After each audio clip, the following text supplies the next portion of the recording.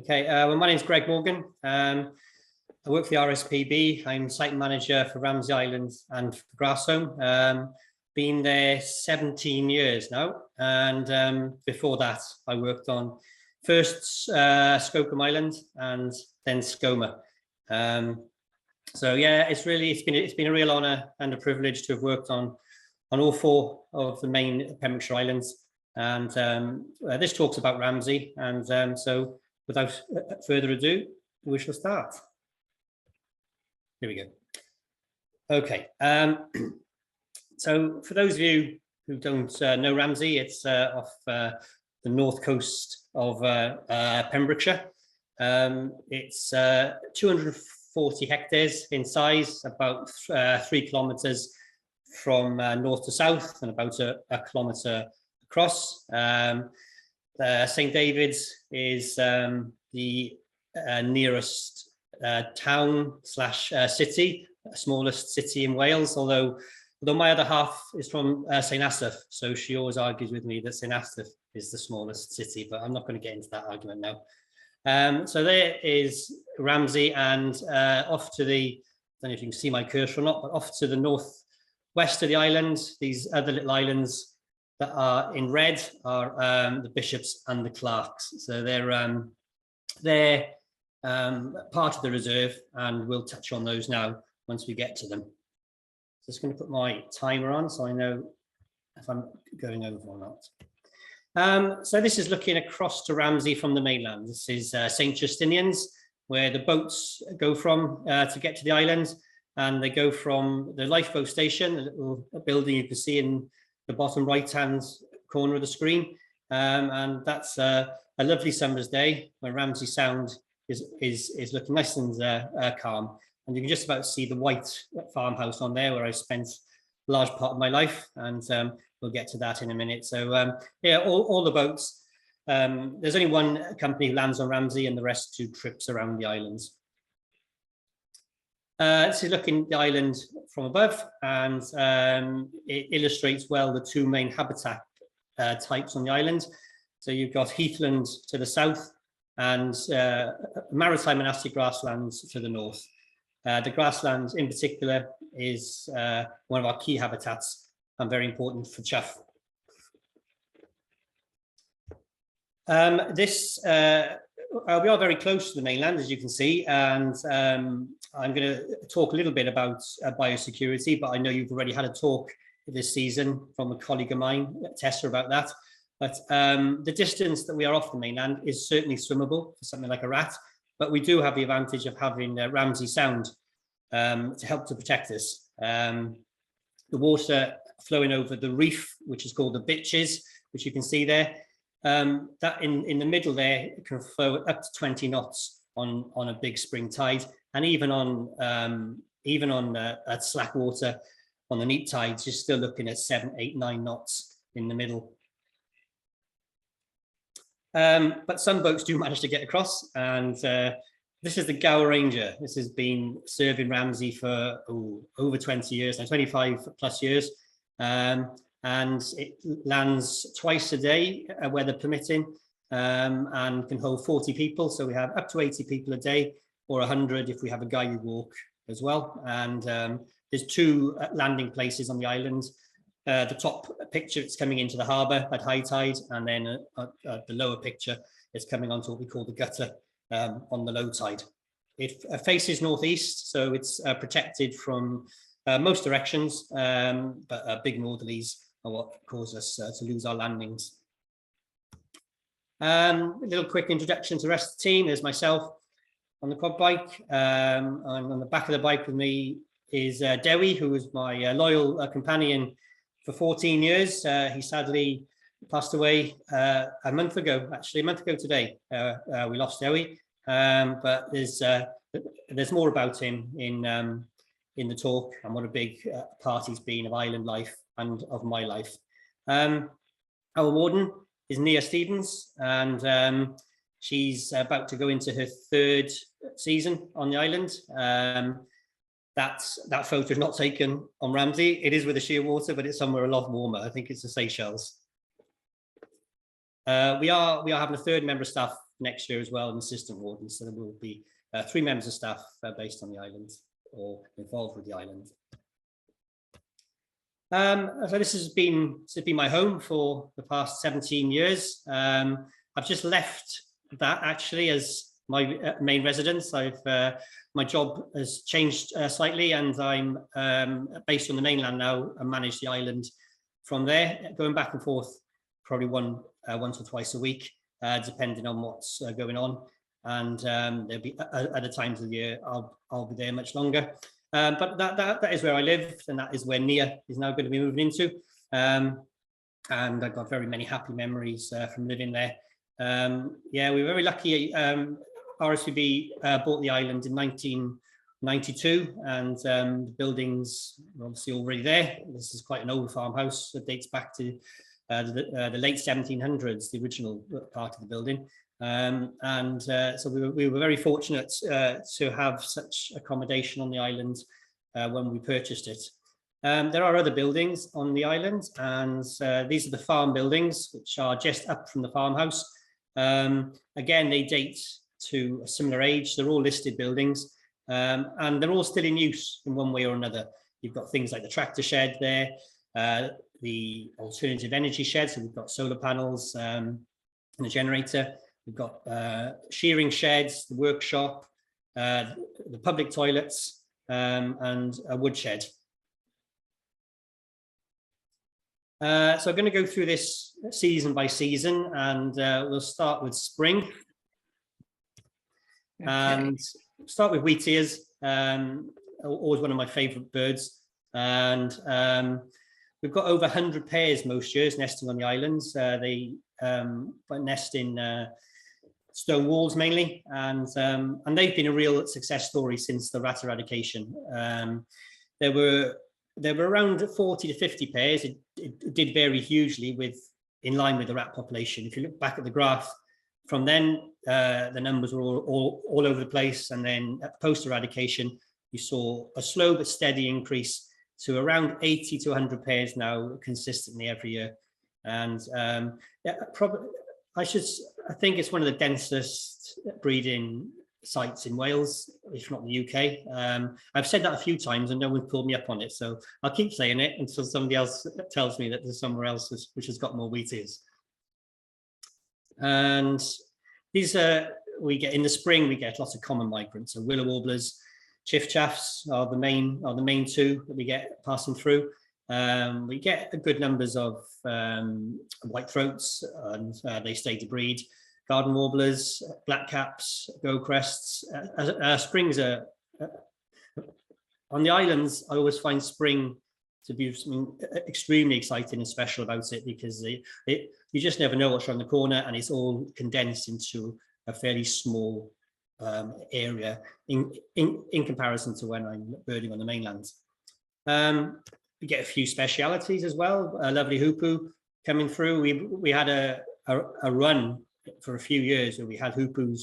They seem to be every year. Haven't had them for a few years now, but yeah, always one of my favourite scarcities to turn up. And for some reason, this is the best photograph I've got of a subalpine warbler. I've seen better birds than that. That's a female. But again, I like hoopoos. We had a good run of them. Went several years in a row with subalpine warblers, and then went through a bit of a lull. The last one was 2020, I think it was. But yeah, cracking birds. And this one was in the garden of the farmhouse. And then we've had some real corkers. Was chatting about this species of martin at the start, and he came in 1994 to see it. It's a myrtle warbler. At the time, it was a first for Wales, and I think a second for Britain. And it was hot on the heels, or was it the year before? Year before, we had the first indigo bunting for Britain. And then remarkably, 2019, we had another myrtle warbler turn up. This one was in the spring, and this was just hopping around outside the public toilets, and it was actually found by a member of the public who took a photo of it. And she she wasn't a birder as such, but she thought it looked unusual. So she took a photo. She started her walk around the island and had got to the top of Cant Llundain, which is the highest hill on the island, and had stopped for a rest and was looking at it. And she thought, I'm sure there's something interesting about this.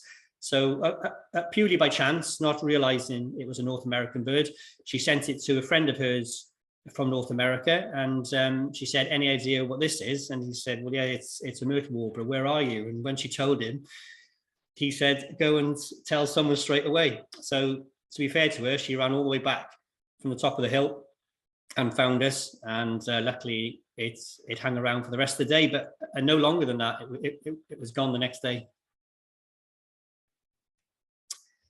Moving on to some of the breeding birds. This is the raven, one of my favourite birds on Ramsay. So Ramsay's a Norse name, the Welsh name Ramsay is Ynys Dewi, after St. David. But Ramsay was named by the Norse well, this name has been around, we know, since 900 and something, and they named it Ravensay, which spelt Hrafns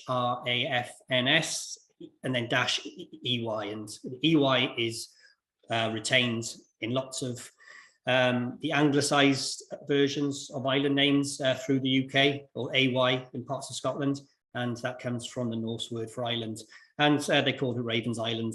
So it's nice to think that back then, when the Vikings were marauding around, there were ravens on Ramsay. About 5 pairs usually. Sometimes didn't do as well this year. We only had 3, but yeah, 3 to 5 pairs nest in the islands, and they're the first ones to nest build, the first ones to fed young, and when we used to overwinter on the islands, they were a year-round companion, so they have a special place in my heart, the species. Peregrine is another speciality. We have 3 pairs that nest on the island most years. This year, the site which is most visible to the public did well and fledged 3 young, and the other sites fledged 2, and at least 1 from the least accessible, viewable one. And always a delight for the visitors to see peregrines. Chough then, so this is our star bird of Ramsay. It was the main reason that the RSPB bought the island. There was 6 pairs nesting on Ramsay at the time, and more than 25 years later now, we had 10 pairs this year. We've had 11 pairs a couple of years ago, but it seems to be very consistent now, around 9 to 11 pairs. So, and we've just managed the island sympathetically for them over the years with low intensity sheep grazing and the ever-present rabbits as well. There's a classic shot of them bounding around the west coast of the islands on a murky summer day. They nest in sea caves, so the island's coastline is ideal for that. There's large, deep cracks and caves all around the coastline. They're mainly concentrated on the west side of the island, and we've got 3 pairs very close together on the southwest tip of the island. The textbooks would tell you they need a kilometre territory each, but these ones obviously have some sort of agreement with each other because they're almost on top of each other. I think 10 or 11 pairs is probably the capacity. But I said that when there were 8 or 9 pairs, so yeah, there's always room for a couple more, I think. So this is a typical habitat for them. They feed on soil invertebrates, beetle larvae, tipulids, which is the larvae of the crane fly, and so we need to keep the grass nice and short for them to enable them to access these soil invertebrates. And we have a bit of help from our friends the rabbits. Then it's not the easiest site to manage for grazing when there's rabbits around. They're great in some ways, they help keep the grass down, but when the numbers explode, the place is like a billiard table, which chaff don't seem to mind, but it does make it a fairly a bit of a monoculture when rabbit numbers are high. But we do go through long periods when the numbers are low, and that's when we use our other grazers, the sheep, which are a lot more easy to manage as to where they graze. We can move those around where we want them. So getting sheep to the island is a bit of a challenge, as you can imagine. This is how we do it, and this is in the harbour, the main harbour of the island, and that walkway that they're going up, it bends around the corner out of shot, and I would imagine that people have been landing sheep there for centuries, because there's a well-worn path up there in the rock. And this is why we do it. This is a typical sheep grazing, low intensity grazing, minimal inputs chemically. And there's a person who lives in St. David's who is a dung beetle expert, and she did a project on the island, and she put pitfall traps out, and she said she'd never seen a density of a dung beetle anywhere else in the UK. She worked right around the country. We don't always bring them onto the island like that. It's believe it or not, it's actually easier to land sometimes. So if we need to boost the numbers in the summer, you have to plan all this the previous autumn, of course. So you have to look at your rabbit numbers. To some extent, you have to estimate as to what they're going to do over winter, and then if you think the grass is going to need it, then we lamb in the spring, and then sell the lambs off at the end of the summer. There's obviously a lot of work involved with sheep, and when I first came to Ramsay, I didn't know anything about sheep, but I learned quickly. So there was a grazier there at the time, and he can for the first couple of years he was helping us with those and teaching us the ropes, and he taught us, this is him here, Derek Rees. He taught us everything that we now know about sheep, and after about 3 or 4 years, we were doing it ourselves. Apart from the shearing, I always left that to Derek. I was more than happy to pack, but not to shear. Everything else, though, lambing, all the husbandry, we did ourselves after about 3 or 4 years. And I was a bit worried that we'd put Derek out of a job, but he was actually very pleased to be able to go back and concentrate on his own flock and just be on hand when we needed him. And there were times, especially during lambing, when the weather was bad and he couldn't get across to help us with a difficult one. So we had to put him on speakerphone, and he talked us through it. And here's Dewi. So Derek had a sheepdog called Lassie, and I was really taken with her, and she worked for me, and which was lovely. And Lassie was getting old, and obviously we were getting more involved in the sheep ourselves. So I thought a good little project would be to take on a border collie of our own. So we got Dewi as a sheepdog from Pembrokeshire Sheepdogs, which is just down the road from here. And he, with a bit of help from Derek, books and DVDs, I trained him to be a working dog. And I think the fact he turned out to be such a good dog is a lot more down to his good breeding than it was to my novice training.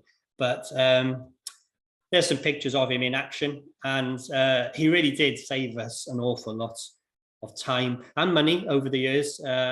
We didn't have to hire in other people with dogs, and just the legwork he saved us when we were gathering sheep.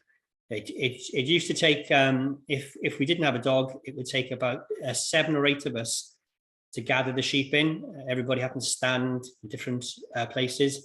Once I was confident with Dewi, I could gather them in with him, just me, him, and the quad bike, and yeah, he absolutely loved his job, and he had 14 happy years. He was still working sheep to some extent. I mean, not gathering, but he was pushing them into the pens when he just turned 13. So he had a really good life. And he'd actually be involved in all aspects of it. This is Derek taking the wool off at the end of the season, so all neatly packed. I told you I was a good packer. And Derry supervising from the harbour wall. And then, of course, at the end of all that, at the end of lambing, someone has to do the admin, and he liked to get involved in that as well. So yeah, he was a jack of all trades, that's for sure. Still in springtime, and the west side of the island in particular comes into this, turns into a riot of colour. This is thrift, pink thrift. In the distance there are the Bishops and the Clarks Islands I spoke about at the beginning, and I'll get to them in a minute. But yeah, the whole side, the whole west side of the island, it's a lovely sight in the springtime. And that thrift is all dotted around Manxies water boroughs, and it's a real joy when you're doing a survey to have your head in the thrift and the smell that it gives off. Excuse me. Foxgloves, we get every few years you'll have a riot of foxgloves, and are very good for insects as well. And also birds had quite a good array of birds making use of the insects on the foxgloves. And bluebells, if any of you've been to Skomer, we're not quite on that scale, but Skomer's got an amazing carpet of bluebells, and we do okay for them on Ramsay as well. It's lovely to see the island transform from the depth of winter. Spring comes slowly to the islands, and everybody who comes over is always amazed that they may have seen the bluebells out in their local woods, and 3 weeks later they come to Ramsay and they're really just starting to come through. It's not all birds, as this is a dew moth, and it's linked to the thrift that I showed you just now, and it's one of our nationally scarce day-flying moths. The larvae feed on thrift on the plants, and you'll find on a late May to mid-June, a warm sunny day, you can be sitting on the rocks on the west side of the island, Seabird counting, and there'll be hundreds of dew moths all around you. Springtime also gives us the biggest tides of the year. We get the spring equinox and the autumn equinox, but the ones in the spring tend to be slightly bigger. So you get a massive tidal range around Ramsay, 7.5 metre difference between the high tide and the low tide on one of these spring tides. And so this is Ramsay Harbour at the very height of a March spring tide, and then on the same day in the afternoon it turns to this. So someone's pulled the plug, and we've gone from 7.5 metres to barely over a 0 on the chart datum. So just to show you that again, if you do that, so that's high tide and that's low tide. So yeah, it causes that's why we needed the 2 landing stages on the island, one for high tide and one for low tide. And you get fantastic weather in the spring as well. Sunshine and showers sort of sums it up really, and yeah, rainbows. I don't think I've ever seen as many rainbows as I have. That's my time on Ramsay. And you get sea fog as well.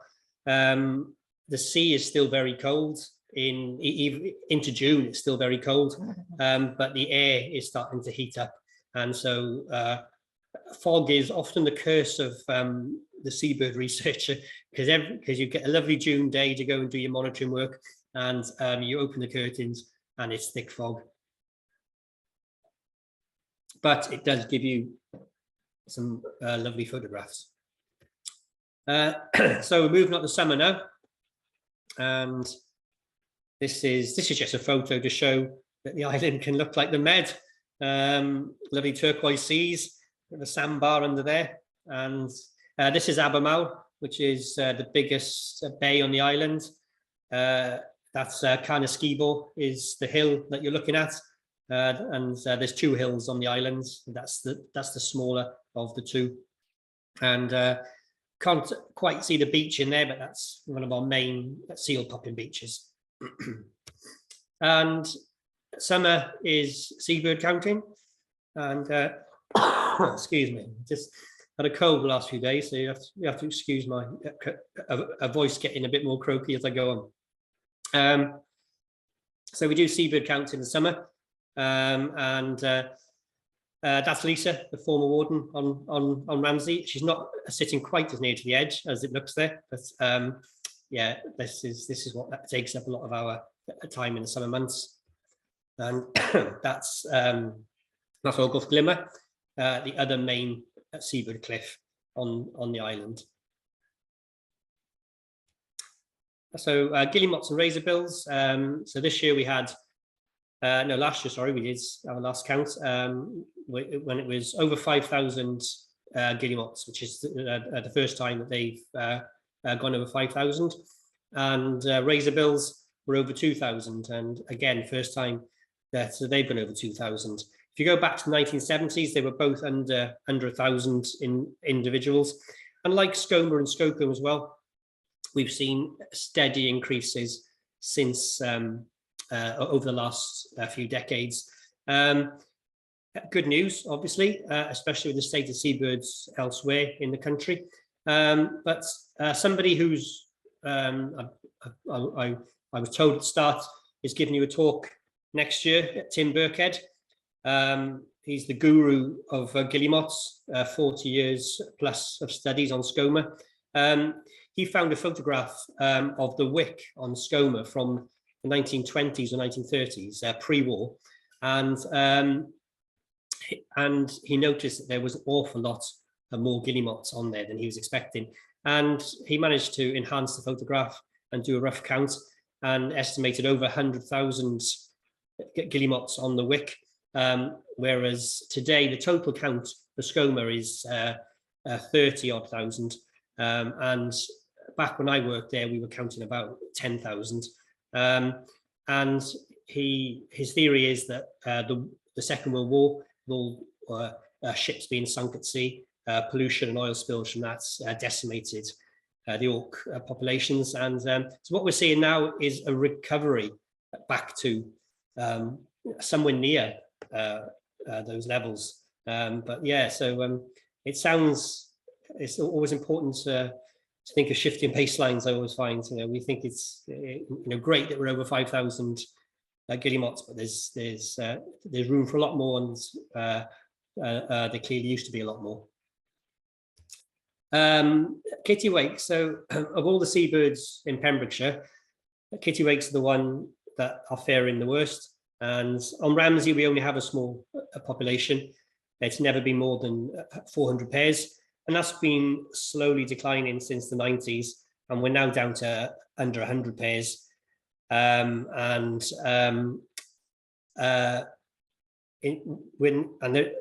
spread around 3 or 4 sub-colonies, so each one is quite small. So they're very vulnerable and open to the effects of predation. So I think I think their days on Ramsay might be numbered. Skomer have got around about 1,200 pairs, but that was 3,000 pairs when I was there. So we are seeing declines in Kittiwake numbers. It doesn't seem to be them finding food around the island in the breeding season. It would appear to be the condition that they're in when they come back to the colony in the spring.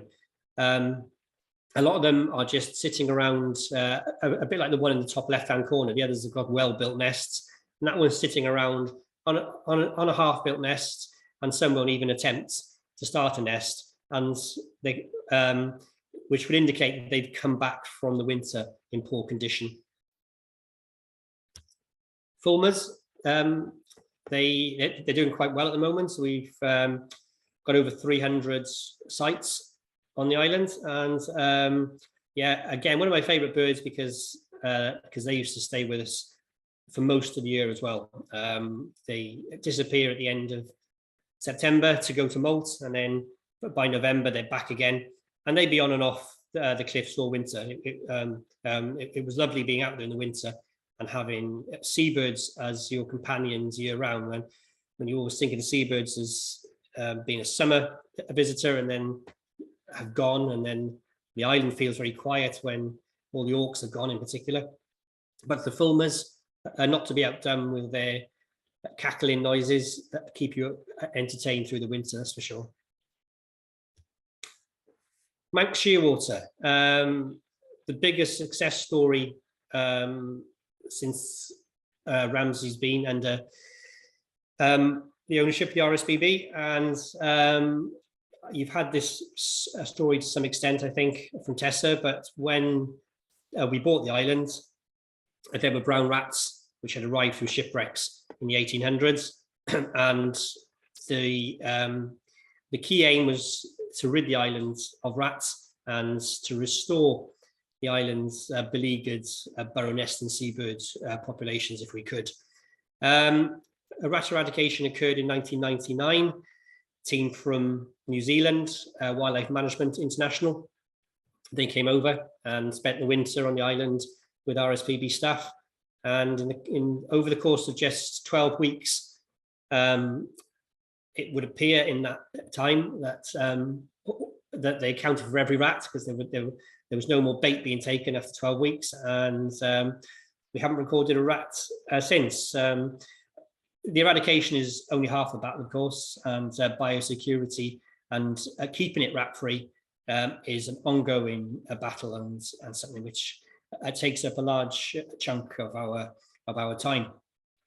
So at Manx Shearwaters, we started surveying them, and the latest survey was this year, and we do it every 5 years because it's quite a laborious task, and by the end of the 3 weeks, you don't want to hear the sound of the Manx Shearwater call again. You play well, it's a tape in that photo, that's an old photo, but now it's MP3, and down a burrow, and you record if you get a response, and you do that to a certain percentage of burrows on the island, after having already estimated or counted all of the burrows, and then there's a formula where it all gets thrown into to give you an estimate of pairs. This is one of our volunteers, absolutely making sure that she can hear a bird calling back. That's Emily Williams. I'll embarrass her for those of you on the call who might know her. So that was this year, doing her sabbatical with us. In the background there, you've got St. David's Head, and Carnflighty is the peak that you can see. Little graph here to show you. So 1999, where it says 897 pairs was the year of the eradication, and so there were shearwaters.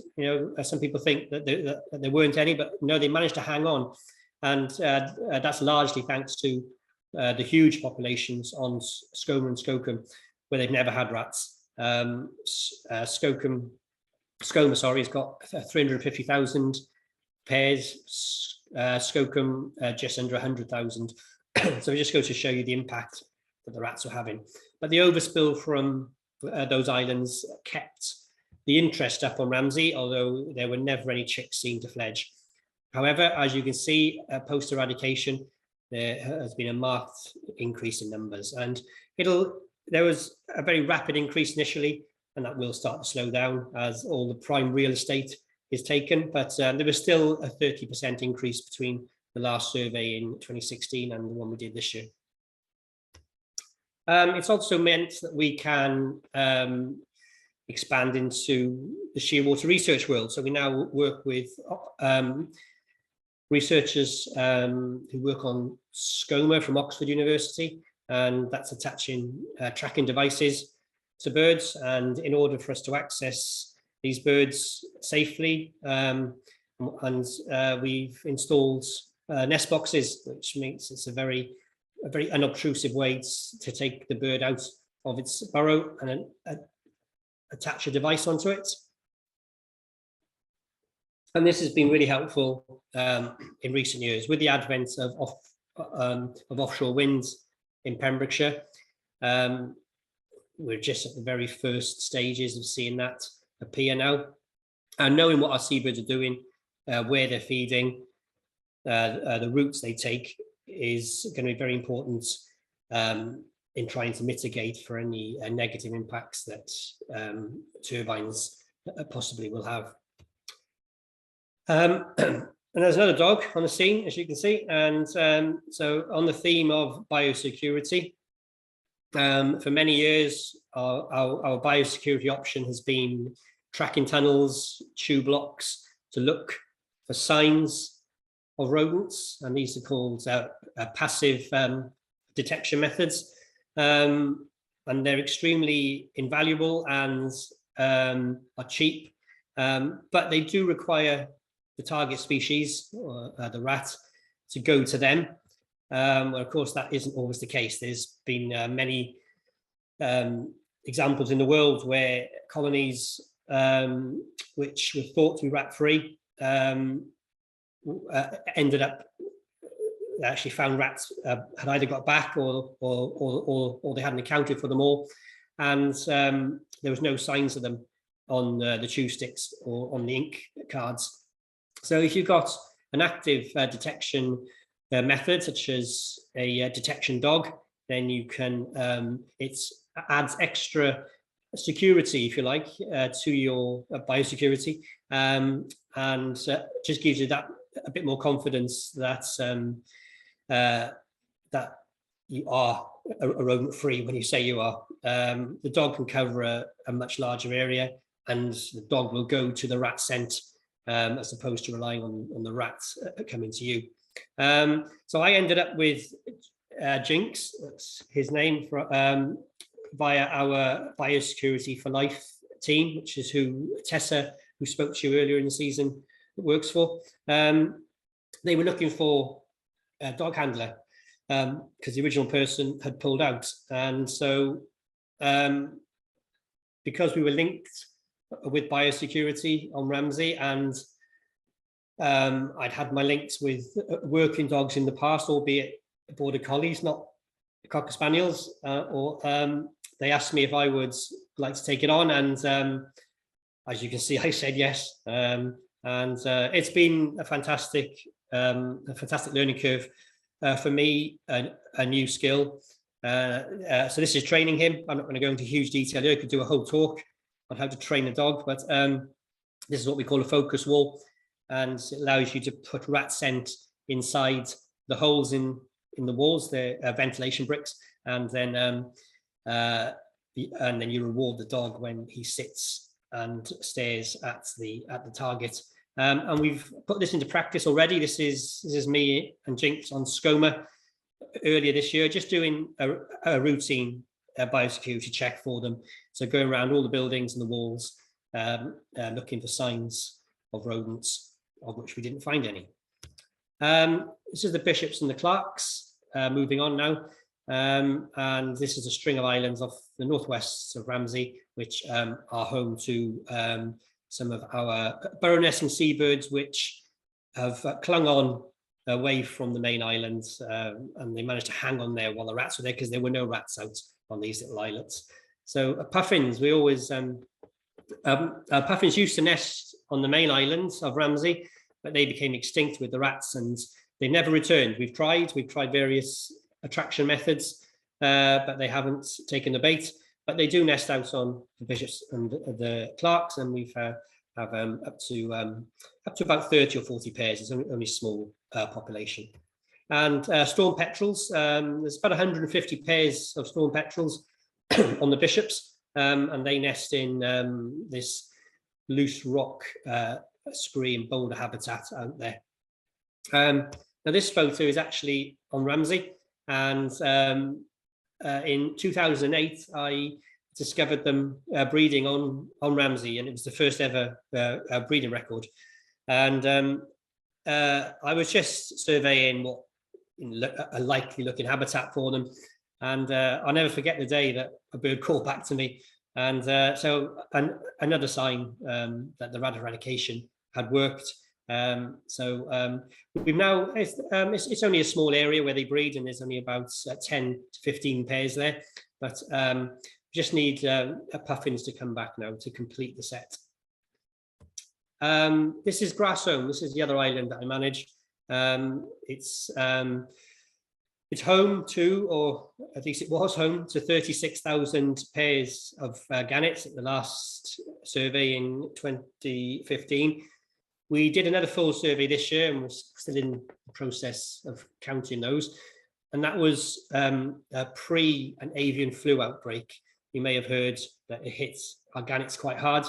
I'm not going to say too much about it here because, again, that's a whole other talk in itself. But I'd be happy to answer any questions at the end if anybody wants to know anything. But we very crudely estimated upwards of 5,000 birds died out of the population. I think that is a very crude estimate. We used a drone to fly over the islands to capture images through the season, and we're hoping next year to have a more systematic way of doing that, so we can, if the disease comes back, as I'd say there's a strong likelihood it will, we'll have a better handle on it. The frustrating thing, of course, is that there's not an awful lot we can do about it. But if we know it's there, then we can at least change our behaviour, stop our landings earlier. For research purposes, we can let the other islands know crucially, so that they can make plans. Skomer and Skokholm, with their internationally important manxies water populations, doesn't bear thinking about what could happen if it was to get into their population. Late summer, and the back on Ramsay now, and the heather is out, and it's a wonderful sight seeing carpets of purple heather like this. And that's just a view from the top of the heathland, looking again out towards St David's Head. And these are the heathland pools on the islands. They're fed by underground springs, and they're very good for some of our rare water plants.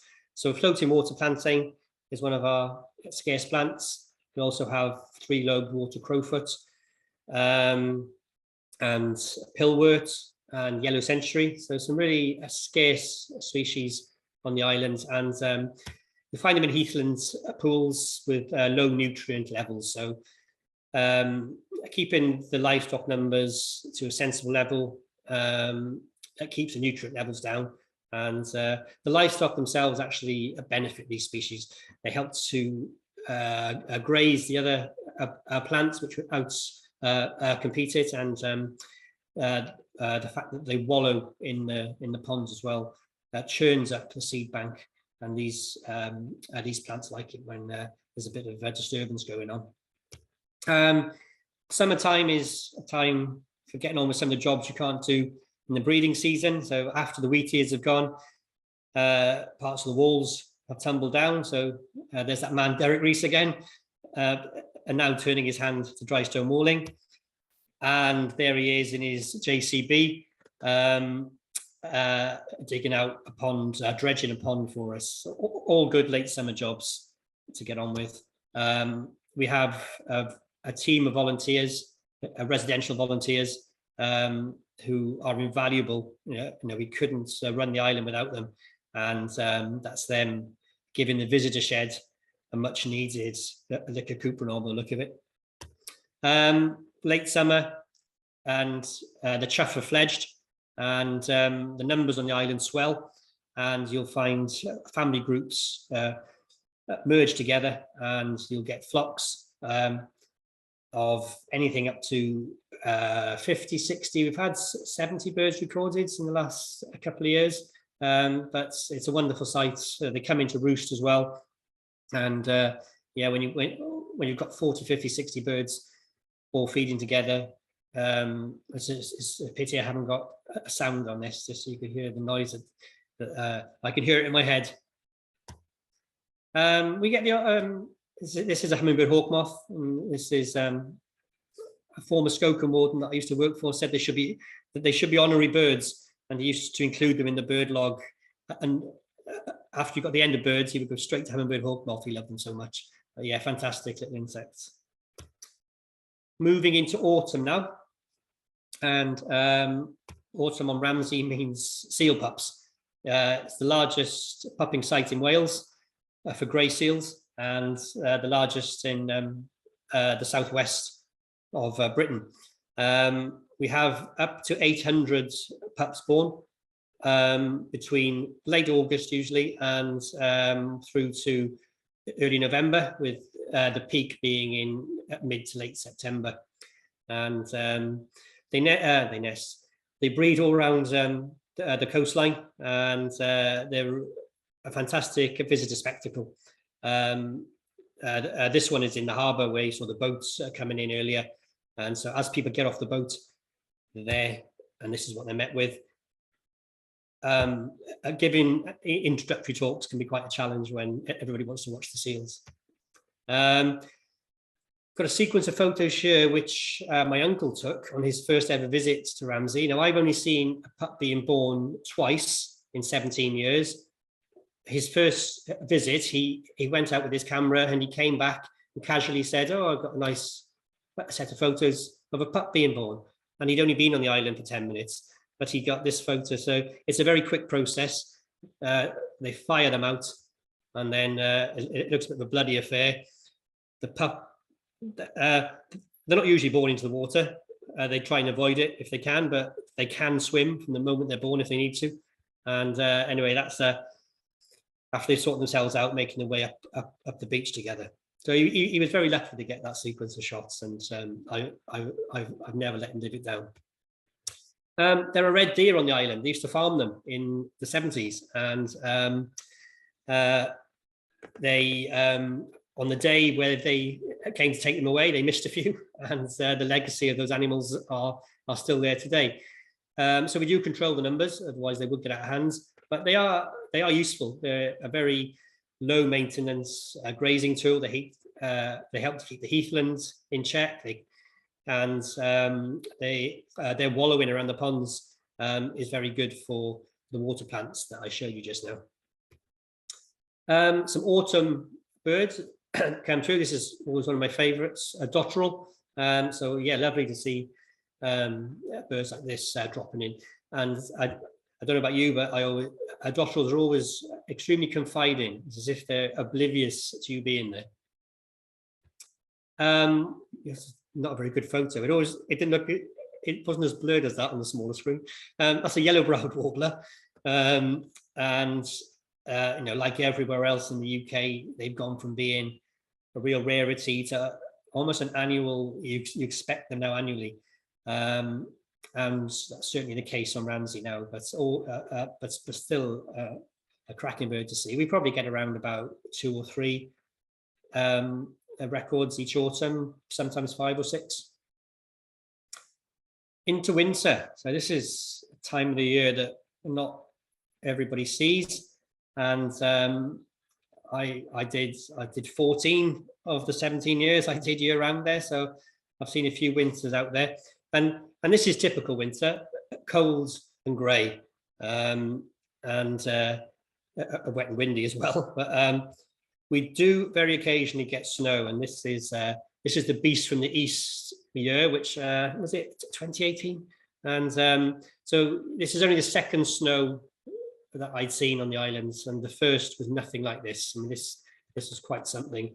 The amount of snow we had. So that's looking down into the harbour, and there's a few. You can see just. I mean, that's a drift, obviously, but up to the top of my wellies almost. And we still had the sheep to look after. So Derry was out, come rain or shine, he was out there, oblivious to the fact that it was a blizzard, and getting the sheep fed.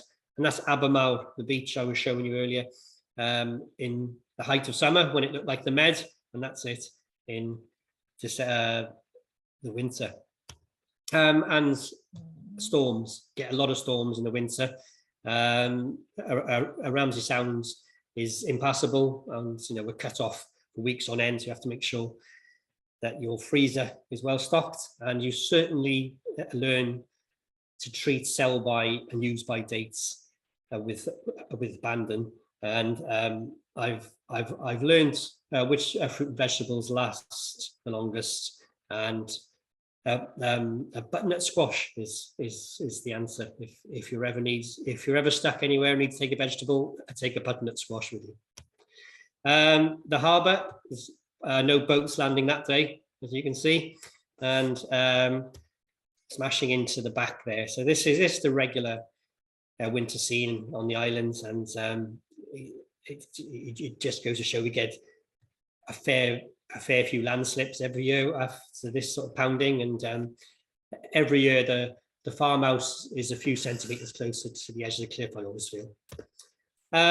This is our main transport when we're out there in the winter, our island boat, and we've got the crane there, which is our lifeline really, because we can't keep the boat on the water over winter, but we're able to easily drop it in and out with the crane. Winter jobs then, so even though we're not out there year round now, we go back and forth every week to do some jobs, and this is mowing the heather. We used to burn the heather, but we found that particularly on the coast, you do run the risk of actually losing a patch if it burns too fiercely, and you get with the harsh environments, to get the new growth coming back through. It's a lot safer to do it with the mowing method, and this is what you get. Then you get young heather shoots that are coming through to give you a new range of ages across the islands. In discussion there about some fencing work with Derek, and but yeah, fencing in the winter, that's always a good time to get it done as well. And other jobs, this was a couple of years ago, putting in new landing steps. So that's the joy of winter. You couldn't do this job in the summer, but in the winter, if you get the weather right, you can get on with all sorts of jobs. Put new windows in as well. This was some windows in the farmhouse a few years back, and the old ones rotted out, and so I can promise you that it is winter. They're wearing shorts, but that's Kerry and Andy, and they always wear shorts year round, so you couldn't tell what time of year that was. You get large flocks of lapwing in the winter around the St. David's Peninsula, and if the weather conditions are right, then usually hundreds of them pushed over to Ramsay.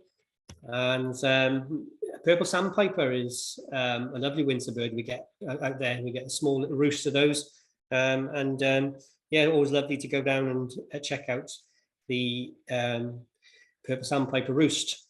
And so that takes us to the end of our whistle stop tour through the seasons on Ramsay. This is a typical sunset looking back from St. David's, and so thank you all very much for listening, and I hope you enjoyed that. Certainly did, Greg. Thank you very much indeed. That was wonderful. Real tonic tonight. Thank you. You kindly said you'd answer a few questions. Are you still capable of that, or has your voice folded? I think it held on. Well done. It did. Well done. But if there are any questions, either through chat or through Gary, or just straight from the floor, please be forthcoming. Nigel, can I ask, enjoyed the presentation enormously, Greg, and some wonderful photographs of both wildlife and the scenery. You mentioned about winter storms. I'd read somewhere about about a new phenomena of spring storms that were hitting the Pembrokeshire Islands and having quite a devastating effect on the seabirds. You've obviously been there for 17 years, so you've had a chance to actually see how the environment and climate may be changing. I just wondered if you had any thoughts yourself about the advent of spring storms, the consequence, and climate change generally. Yes, that's a really good point, because in So the spring storms that you're talking about, I can't remember exactly the years, but in the last 3 or 4 years, we've seen at least 2 events where in late May, we've had unseasonable weather, which has not so much on Ramsay because our cliffs are that much higher, but on Skokholm, where it's very low lying, they've the razorbills and guillemot eggs have been washed away. They have relayed some of them, but then they're very late at fledging, so they're much more exposed then to gulls when there's only a few of them left. So that is certainly something which we didn't really see in any. It was perhaps the odd phenomenon. I don't remember it in the 17 years before the last 2 or 3 years. And I've certainly seen, so we record rainfall year round, and I haven't got the stats in front of me, but the last 3 winters had been the 3 wettest winters on record, and they came after one after the other. And then this summer just gone was the driest summer that we've ever had, and record temperatures as was seen across the UK. We recorded 33 degrees on Ramsay, which is absolutely unheard of.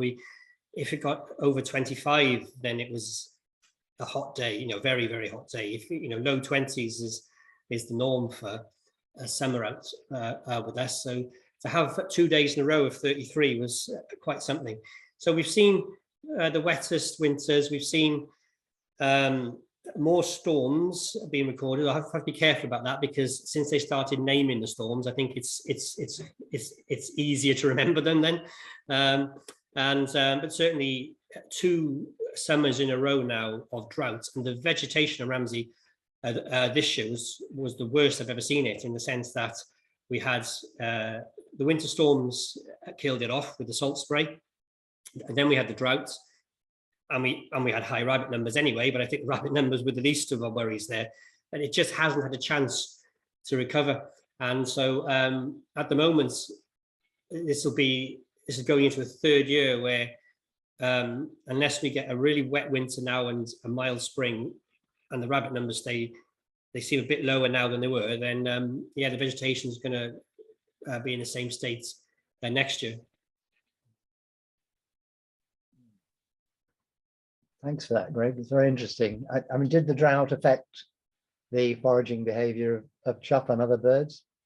Yeah, chough had a fairly average year this year, nothing spectacular with productivity. So we usually get the productivity in Ramsay is usually a bit higher than the St David's Peninsula birds, and we'll regularly get broods of 4 out of the nest, 3 or 4. And this year we had 3 nests which only fledged a single bird each, and that in 17 years I've only ever known 2 other broods in that whole time fledge a single bird, and this year there were 3 but only 1. And you could see the birds were struggling to feed. They were taking longer. It was taking longer to in between feeding trips back to the nest, and they were just struggling to get their beaks into the ground. So I'm sure that had a big and I think if you dig down on a normal sort of spring, early summer day, then you can get a handful of tipulid larvae in your hands, beetle larvae, and even just getting a trowel in was hard, and you had to go down away, and it was just poor quality what was coming up. Thank you. Any other questions? Could I just ask about cetaceans? What sort of cetaceans do you see? Yeah, so we've got a resident pod of porpoise, harbour porpoise in Ramsay Sound, and they on any given day on the right state of tide you can see them, and this numbers will vary from just 2 or 3 to 6 to 10, and sometimes over 20. But they're there every day almost. The boats boats go around the islands. It's part of their trip, and they see them almost every day. And in recent years, we've seen a lot more common dolphins in Ramsay Sound. It used to be that you had to go out to Grassholm to guarantee them, and that's still the case. But we see in the last sort of 2 or 3 years, we have seen a lot more common dolphins in the Sounds, and we occasionally see Risso's dolphins in the Sound. Last year, we had bottlenose dolphins, which are particularly rare in Ramsay Sound, and you haven't got to go too far offshore, and the boats usually see a few minke whales every year. And tuna has started to be seen, not off Ramsay, but off out towards Grassholm. Tuna is being seen more and more Right. the last few years. That's fascinating. Hello. Jean, what's your Can I ask a question? I did put it on the question earlier, but I just wondered, do you actually, apart from managing the heathland, do you plant any wild indigenous plants to encourage feed, food supply, or shelter for any of the birds? It would be nice to plant some trees out there, but they wouldn't survive. So there's no trees on the island other than a few willows in the garden. Somebody did try back in the 80s. Somebody planted 1,000 trees on Ramsay, and there's not a single one of those left today. It's the same on Skomer and Skokholm. There's just a few little trees around the buildings. It's just too harsh in the winter. Everything gets destroyed by the salt spray, and so everything is out there. We haven't introduced it. Some things may have turned up over the years on people's boots, or birds have brought them in. But so there's an awful lot of shelter from the heath itself, and birds, which there's lots of ground nesting birds. Stone chats, which nest in the gorse and on the heath, meadow pipits, lots of meadow pipits, nearly 60-70 pairs of meadow pipits nest on the ground, tucked down in amongst the heather. So when we do manage the heather in terms of cutting bits open, it does allow these little pockets of shelter to form then, instead of it all being one height. Hello. I had a chance of spending a week, I think in the 90s, anyway, twice in the summer term, half term as a volunteer. And one of the things we did was go across to one of these large stacks, I think off the south end of Ramsay. And the vegetation was incredible because there were no rabbits there, and it was quite difficult to walk. We were counting number of eggs in nests and so on, but it was like walking on very, very springy Dunlopillo of thrift and various other plants. Is it still like that? It is, yeah. I mean, I've only landed on there twice myself. Long gone are the days of taking volunteers onto there now. You had to jump. It was quite exciting. I was going to say it's not the easiest place to get onto, but yeah, it is the same out there now. Yeah, very thick, spongy. I like the Bishops and Clarks. They're the same as well. The ones I showed you, same vegetation, ungrazed seabird island where the red fescue has grown up and fallen back over on itself. And actually on the Bishops, the storm petrels nest in amongst that. So not the first time that I landed there were a bird was calling back, and I just couldn't work out where it was coming from. There were no rocks around me. And then I realized it was in the grass itself. So and it was about that much of grass above it, and the bird was under my feet literally, but protected by that much grass. So yeah, that was the first for me, seeing storm petrels nesting in grass. Right, thank you. Thank you for your question, Kate. Greg, can I ask, has any part of the island ever been farmed in an arable way? Have there ever been seed crops of any sort available? Yeah, it used to be the entire south of the island where there's heather now, that all used to be under plough in the wartime. And In recent years, there's a field there which was called the arable plot, because it's right in the middle of the island, the most sheltered, if you like. And we resurrected it, and we planted winter feed for the sheep, because we were keeping the sheep there all year. We've obviously got the issue with bringing feed on because of biosecurity risk. So instead of bringing hay on, we tend to bring stuff in bags or boxes, which is sealed, but that's quite expensive, and it's a logistic challenge to get things over. So we thought, well, let's try to grow some crops ourselves, some sugar beets, turnips, and so on. And then alongside that, we put some wild bird mix and some barley as well, so that there was winter feed for things like chuff, a skylark as well. We're making use of it. So yeah, it was quite productive, but it does take there is a lot of maintenance to it, and you have to do it when the rabbit numbers are low. Yeah. Well, perhaps time for one more questions. Anybody got another question? Nigel, can I ask, it might be worth just reminding everybody as well that the invite to the meeting tonight actually did include a link to Ramsay Island website, which includes Greg's blog as well about the island life. On that website, there was mention made of members for participation for Ramsay, and I just wonder what members for participation is that a fancy word for volunteers, or is it something else that you're up to?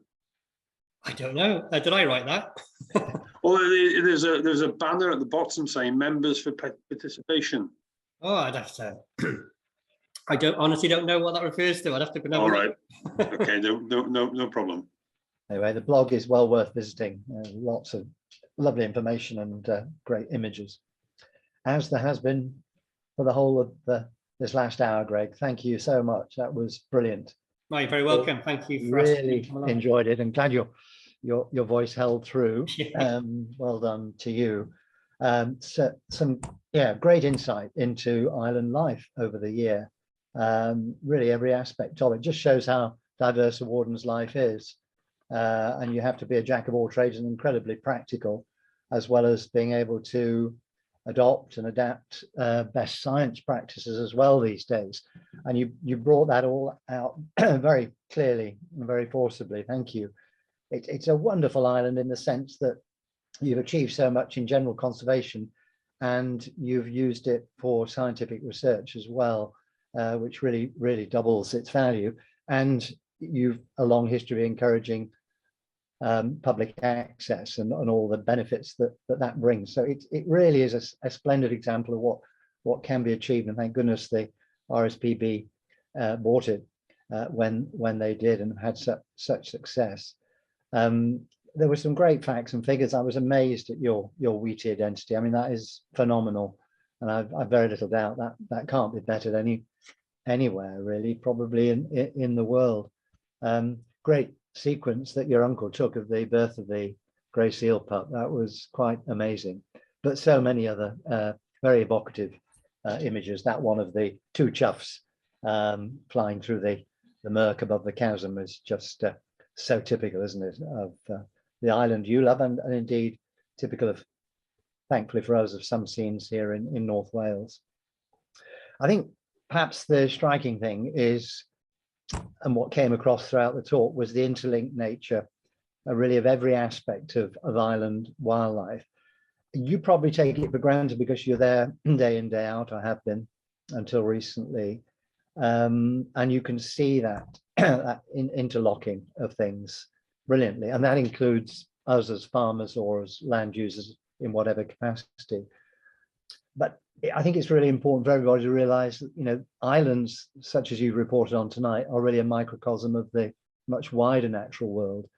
But the wider natural world, it's perhaps more difficult to see because we're either distracted by the scale of events or wider horizons, and we fail to see what's under our very nose and learn from it. But islands really force you to look carefully at what is there at your feet and then understand it better.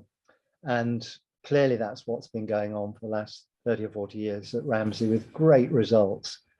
And you just feel that with that proper understanding of the ecology of an island, that intimate involvement with the wildlife, learning perhaps in some cases from your own mistake, adopting past practices which clearly still work so well, such as your skill with the working dogs, just shows you what can be achieved in terms of increasing biodiversity right across the board. And now really the key thing is to extend that capacity over the wider landscape, which is, as I remarked at the beginning, what COP15 should be all about over the next fortnight, because it can be done. And organizations like the RSPB have showed that on small and large scale, and really are such an important player in this whole understanding and movement towards improving biodiversity. Well, you've given us a great example, which I think is really sustaining and encouraging tonight. And I hope that that continues.